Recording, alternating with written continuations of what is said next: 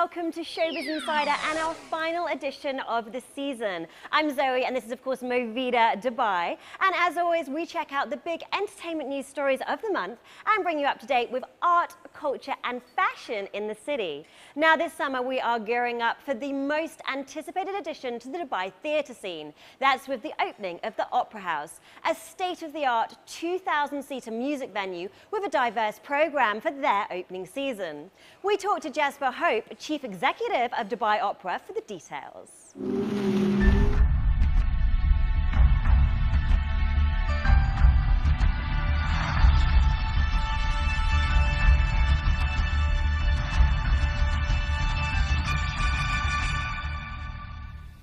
So Jasper, it's wonderful to have you with us today. Thank you.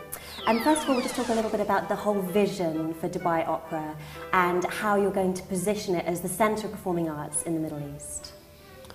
Okay, well, I think first and most importantly, the fact that Dubai Opera is going to exist is the most exciting and important thing about it. The fact that there hasn't been a venue of this type or kind within the UAE, within Dubai before, it is something that is going to fundamentally change how people look at Dubai and how people who are in Dubai, either living and working or visiting, how they enjoy Dubai, how they're able to enjoy Dubai. So when you're actually curating the programme, yeah. What kind of artistic or cultural debates do you have with your team when you're deciding what will be in the opening season? Is it kind of based on the cultural diversity of the city, for example? Yes, I don't want to suggest that it's in any way formulaic. It's not that we've looked at percentages of types of people or ages or anything else and determined on that basis what we should have. What we've done is looked at what hasn't been to Dubai, who is in Dubai and where they come from, and what they might enjoy based on the cities that they frequent as travellers or the cities from which they come as original residents. And we've looked at those nations, we've looked at the venues in those places, and we've tried to bring a selection, but at this stage it's really only a selection of the best of the best. The programme is exceptionally diverse for the first season. Take us through some of what we can find, starting with Placido Domingo, obviously. Okay, well, it's Dubai Opera. It's an opera house. At its core has to be always opera, ballet, classical music. It will be diverse. There will be so many other things besides, but we needed to start with that. I couldn't honestly have hoped for a better beginning than we've ended up with. To start with Placido Domingo, the absolute undisputed king of opera. It means everything. It means a huge amount in terms of the honour for us. I hope it also means a huge amount to him, to be the first person to come and grace our stage. We go from him, an opera singer, but performing a concert, straight into our first opera production. We have the Pearl Fishers by Bizet. It's not Carmen, his most famous opera, but it is nonetheless an absolute classic. And it's apt as well for the region. It sort of taps into the heritage. It fits precisely with the region, with the maritime history and connection of Dubai and the Creek, and very, very specific to us with the shape of Dubai Opera. It is a dhow. It is the traditional sailing vessel. That was the inspirational idea that was chosen to house this amazing facility. And it's wonderful, therefore, that we could start with an opera that ties in with that. We go from that into the Barber of Seville, comic opera at its absolute best by Rossini. Wonderful, wonderful music. Silly story, but many operas are. A lot of operas are slightly silly stories, but you don't really go for the storyline. No, for some you do, but not for this. No, you go for the humour, definitely, and you go for the music. Then we go from that more or less immediately into ballet. That had to come straight afterwards, and there are so many great titles we could have chosen. There's so many great titles that we are choosing for subsequent seasons. Giselle is the greatest. But Giselle, it's a personal favourite. It's the ultimate story of love and betrayal and, dying for something that you love. Yeah, I mean, all great stories at their core kind of reflect elements of the human condition, and to be able to talk about love and passion and all of these things through the medium of dance or through opera, for that matter, it's a wonderful artistic commentary on life, and it's a brilliant thing to come and enjoy. And obviously it's the Russian State Ballet, so I mean, for me the Russian ballerinas are the best in the world. Yeah. I mean, I love British ballet and French ballet, but the Russian ballet, they seem to have more passion. They have less, they're less inhibited, do you know what I mean? They're really raw.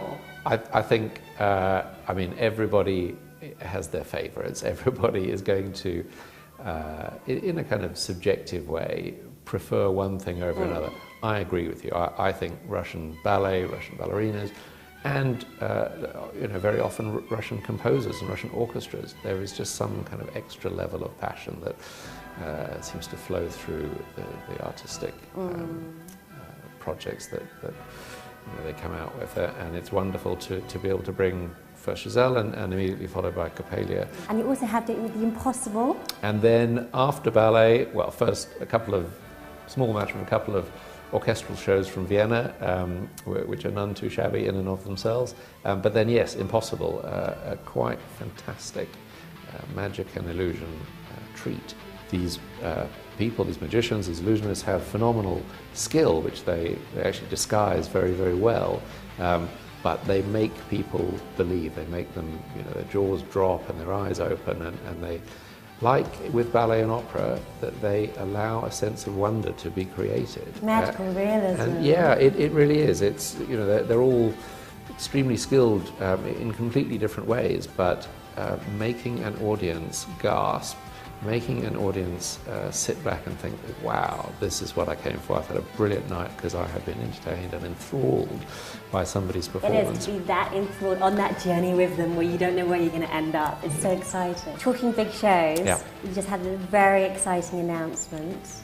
Les Miserables, yes. We're delighted. I was questioned a lot, actually, when the first part of the program was announced, on whether we would only be doing opera and ballet and concerts and that sort of thing, or whether possibly, finally, a really big musical theatre production would be able to come to Dubai and to the wider region. This is not a small-scale thing. This is Sir Cameron Mackintosh bringing the genuine article.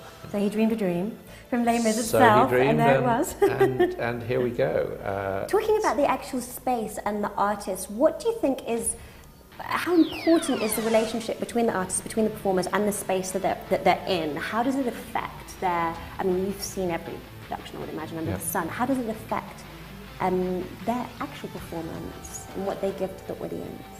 Or maybe what the audience take from it? An artist's comfort in every sense is one of the most important factors in how they are able to give the level of performance that really satisfies an audience. Essentially, the feedback that they get, and I don't just mean the applause if they're fortunate enough to get that, but just the intimacy, being able to see people from the front of the stage, being able to feel that they are so close, and being able to almost... It's an emotional exchange. Yeah, it's like a sort of mirror. They're able to project out and also receive back the projection from the audience, that they are captivated by the performance that they're enjoying. The little bit of extra magic, the kind of fairy dust, as I like to see it, that can be sprinkled on a performance to make it truly great, comes down to exactly that, the interaction between artist and their audience. Absolutely. So on that point, will Dubai Opera be maybe in the future developing educational and community programs that will reach out to the community to create, a whole creative scene here with performing arts? Yes, it definitely will. I said before, Dubai Opera needs to stand for quality and variety in terms of the professional elements that we bring to performances and experiences in Dubai, but it also has to stand for community. It also has to be somewhere that people can look at, be inspired by, and be proud of. In an educational sense, that means getting young people onto our stage. It means getting young people into the building, people like me, I never actually had the talent to stand up and sing or dance on stage, but I've enjoyed a wonderful career so far behind the stage. Talking creative journeys, yeah. What was your journey into the arts? I mean, we know, Royal Albert Hall, yeah. And obviously now you're over here. What was your personal journey into the arts? I had no talent actually performing, but I've had a very close association with music and entertainment my whole life. My younger brother, is a professional violinist. My father is an author, and my mother is an agent, an artist agent. So I've always had... Didn't have much choice, really. Well, I've always had music and the arts around me, and I'm extremely lucky to have done so. Let's talk a little bit about the building. We can see outside the window. Let's talk about the progress so far and its architectural design features. Yeah, so it's the shape of a dhow on the outside. It is a glass outer hull, but a wooden inner hull. Wood is extremely important for acoustic reasons, first and foremost, but also to provide that additional link with a dhow, with an original sailing vessel. And between the two, and all through the interiors and the finishes within Dubai Opera, there are nautical and maritime themes continued. So, for example, there are navigation lines etched into the Italian marble in the public foyers, exactly like a sextant on an old-fashioned map. We have a hydraulic system, which means that the 900 or so seats in the stalls can pretty much disappear within about 4 hours and can be replaced by a flat floor. So we get a 2,000 square meter flat floor, which can be used for events of all kinds, award ceremonies or gala dinners, even weddings. Exhibitions. Anything at all that needs a large flat floor area, or it can be a concert hall, or it can be with an acoustic shell to project out unamplified, or it can be a theatre, something that has proscenium. Are we going to go arch down like the rock and pop genres too, that kind of thing, concert? Yes, we are. I think we're talking about acoustic rock and pop and jazz rather than stadium rock, because this is a relatively small and intimate space. But yes, I have a lot of experience at the Albert Hall and other venues, working with great artists of all kinds, and I fully expect some of them to appear on our programme very shortly. So if somebody was to walk in the door right now and say, Jasper, I'm here to perform, if you could have anybody in the world, who would you have? I think my personal favourite would have to be someone that was totally impossible to get. I think I'd have to go for Frank Sinatra. Nice, that's a nice choice. And just finally, just to wrap it up, what do you think the classical arts and the programme that you've curated is going to bring to Dubai in its first season? I think it'll bring all sorts of things to all sorts of people. I genuinely believe and hope that we can bring a little extra smile to people's faces. I think this is a level of entertainment that has not been frequent enough in Dubai. So many other things are here, so many other amazing things are here, but this kind of entertainment just hasn't been here yet, and we're going to bring it. Creating magical experiences. Yes, I hope Thank you so much, Jasper. Thank you.